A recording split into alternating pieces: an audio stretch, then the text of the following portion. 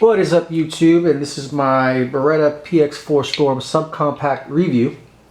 I had this gun since 2011, and I haven't done a review on it. I think it's about time. I put over 1,000 rounds in the gun, and I've seen a ton of these on YouTube, but no one really gets to in depth of what they like or don't like. They just talk about open box and what you get. So yeah, we'll go through that anyway. You get the two those little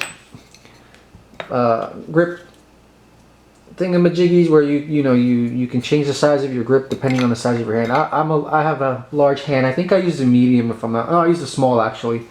I use a small on mine. I like using small. I have medium to large hands. They're very long, piano-like fingers. As you can see, I can literally cover the whole gun with my hand. What I haven't seen is anyone compare it to the next to the PX4 Storm. This is actually a molding. It's a pellet gun. It's a molding of the original. So this is what that looks like if you put the two together, and you can see with the hammers together there what that looks like as far as length and barrel and size. This being the bigger gun, right? Anyway, let's see what. Let's talk about the magazine. It comes with two magazines, right? Comes with the pinky one with the little lip thing that comes down, up and down here, and that's for your pinky. So when you grab the gun, it goes on your pinky. And the other one doesn't. One came with it, one didn't. That we know. What I did was I actually bought a 14-round magazine. I figured, why not? 14-round magazine fits on the original Beretta, the regular size. It also fits, and yes, it has a. Not loaded, guys. Relax. It also fits on the PX4 Storm Sub Compact, the 14-round, right?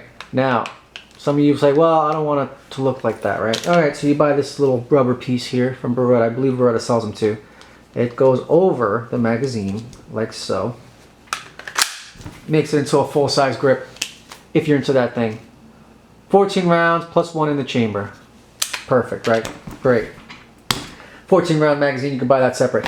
It comes with the little assistant ammo loader thingamajiggy here.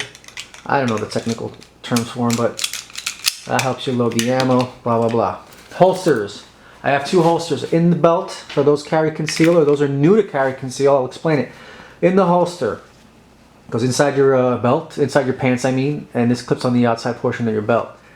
So it goes in just like that. Nice and comfortable, easy access to come out, slides right out. Not a problem.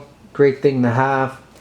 And it's from Uncle Mike's. Uncle Mike's size 12. That's the size 12 for your subcompact if you're new to the Beretta and you've bumped into my video. Outside the belt holster, and my favorite holster of all time, Beretta makes them. It's a leather holster. Fits this thing like a glove. It's molded in design. It's basically molded after the PX4 Storm. They have a metal version of this, just one piece of metal it's like molten metal that they have. And that's how they make the leather holsters. Fits this thing like a glove. When I first bought it though, it took about 2 days for it to finally break in, because it was really hard to get this puppy in. I barely could get it. I thought they sold me one that was messed up, but playing around with it, just popping it in, I had to bang it on the floor, get this thing in there really nice and tight, and just let it sit there for a couple of days because the leather does expand in time. It's great, and it has the button here, keeps it in place. Someone tries to grab it from you or whatever, and just to release it, you push down on that and pull it right out. Of course, the safety needs to be off. Alright, so let's talk about the gun. And if you're again new to carry conceal, you're new and you're looking at this video because you want to purchase a gun, this by far is the gun of choice, for my opinion. It's the 40 caliber, which is bigger than the 9. Some of you that new to guns, then this is a 9, the little gold one, and this is the 40 caliber, and I'll see if I could zoom in just a little bit and get this focused correctly. 9mm 40 caliber. 40 caliber slightly larger, slightly more powerful, and it'll definitely stop someone, just like the 9 would. I think the 40 caliber has a lot more recoil. This thing kicks, man. For a 40 caliber, this thing kicks. If you're a woman and you don't like that, I mean, a female friend of mine shot this. Hands were shaking after the second shot. I mean, literally, she was holding the gun like that. So maybe get a 9. You don't want a 22 because this is a 22 right here for those of you who don't know. 22, a 9. See the difference here? 22, whatever. I mean, yeah, you hear stories about it killing people. I wouldn't trust that to have a carry conceal 22. 40 caliber, I can recommend it. This is not a gun for long range. This thing is hard to shoot. It's hard to shoot a target at 100 yards with any handgun, let alone a 3-inch barrel. If you're that good, God bless you.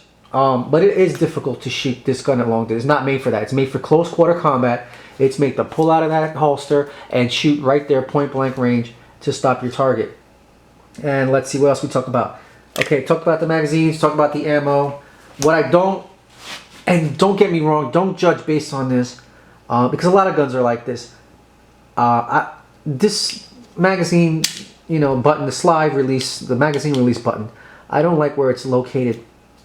Now, if you watch some videos, some professional shooters, when they shoot their gun down range, right, last round, what they do is they immediately hit the button to release the magazine. On this gun, and it could be because of my hands, I don't know, you're going to have to rent it and try it out. I have to face it toward me to release it. Now, I'm used to it, I've practiced, I've shot down range. Easy peasy, right? Release, you know, you put the next magazine, release the slide and open fire. Last shot, face me, hit the button, next one, boom, done, right? Easy peasy. But it is, if you're the type that you want speed and all this nonsense, then yeah, you're going to be like me, you're going to be like, well, I don't like where it is, because the way I hold my pistols, like, and I'm not thinking about it, right? I just grab it out of the holster, and this is how I grab it right here. This is the exact way of how I grab my pistol. I don't even think about it, right?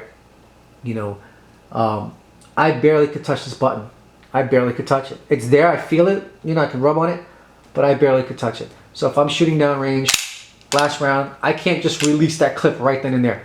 I have to turn it toward me, release. Next one, boom, done. I don't care personally, but that's just my grab. I wish I could just hit the button, just shooting down. Right now, I wish I could hit the. I wish the button was like way up here. That would be sick. But that's not the case. That's how Beretta designed the pistol. That doesn't matter to me. If I'm shooting somebody anyway, after 4 or 5 rounds, that's it. There's no need for me to reload unless I suck. But there's no really reason for you to reload your handgun if you got 10 rounds in here plus 1. Got 11 rounds in here. There's no need for you to do that. Anyway, guys, I like to keep it brief. If there's any questions, anything you want to add on there about this, about the 14-round magazine, you got questions on that. You got questions on calibers. You got questions on the holsters. You got questions on the grips. Like I said, I use a small. I have long fingers. I like the small grip. And that's it. And I hope you guys enjoyed this video. I tried my best. And like I said, I love the free, like 1,000 rounds I put on this thing. If you guys want any questions on how the safety works, I'll go over that real quick. The safety, it's a decocker. Once you release the safety, it decocks the hammer, and that's it on the safety, really. No explanation on that. Oh, and it has a feature so that, let's say there's no accidental discharge. There's this little thing right here. I'm gonna have to zoom in again.